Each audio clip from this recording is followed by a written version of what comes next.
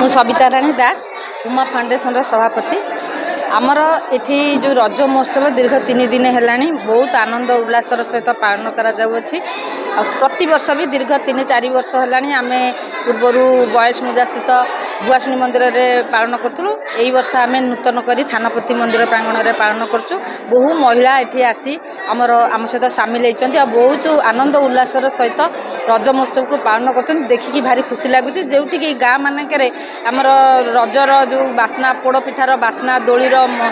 जो आसर से सब आ कि देखा जाऊना तेणु ताकू उज्जीवित करने आमर उमा फाउंडेशन तरफ एक गोटे छोटिया प्रयास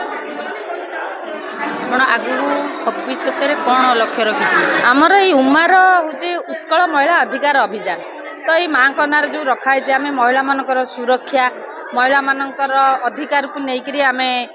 आगु को बढ़ू आम केवल यही रज महोत्सव करूना रक्तदान परिवेश सुरक्षा प्लास्टिक जो प्लास्टिक वर्जन प्रतिभा Satpathy Bharatiya Janata party state executive member अच्छी तत्सहित सरस्वती कला परिषद कंदरपुर सभापति अच्छी दीर्घ दिन धरी समाजसेवी हिसाब से काम करछि। जो रज महोत्सव कौन अनुभूति पाइले यहाँ देखो रज महोत्सव ओडिशार नियारा गणपर्व ये वर्ष खाली नुहे मु जेबेठू बाहर को बाहर प्रति वर्ष रज महोत्सव पालन में मु सामिल होउछि। तो ओडिशार गणपर्वर यथार्थ मार्मिकता कौन ये कथा जेतेबेले ए रज महोत्सव रे पहुँचे सेतेबेले आमर माँ भौणी एवं जो आगामी पीढ़ी एमान को रज महोत्सव यथार्थता बाबद